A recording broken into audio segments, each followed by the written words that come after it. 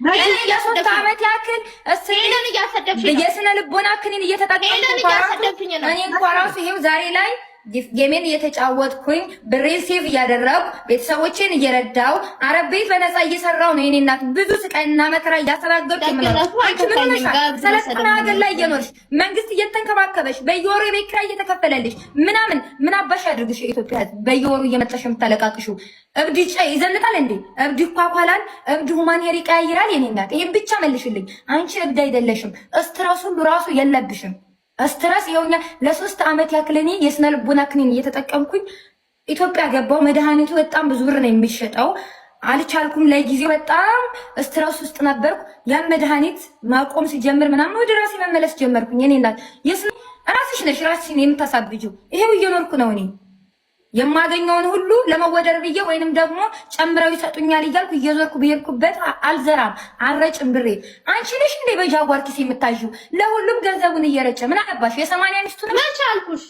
ቅድም ስትይ ነበር የሰማንያ ሚስቱ ነሽ ባይ።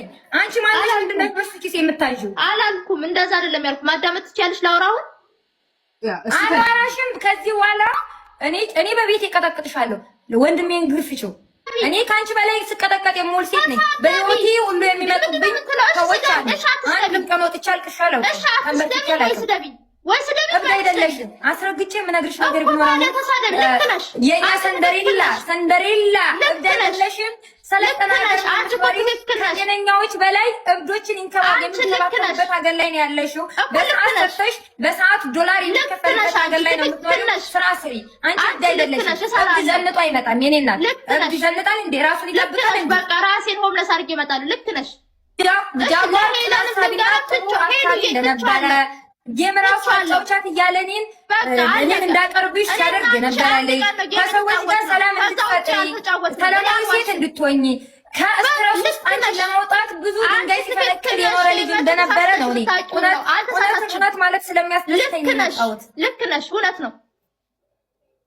እኔ ኢትዮጵያ ተይዤ እንኳ ብገባ የትላንትና የህይወት ታሪኬ እንዳይደገምብኝ ከሚሰጠኝ ጊፍት ጀምሮ ሴቭ አደርጋለሁ ምናምን ገባሻ? እቺ እኮ የሆነ ታይም ትመጣለች፣ ትለምናለች፣ ያችን ነገር አጠፋፍታ ትመጣልሻለች፣ እንደ አዲስ ችግር ተዋራለች። የችግር ክላሲካል ትመጣልሻለች። እና ታዲያ እቺ እብድ ናት እንዴ?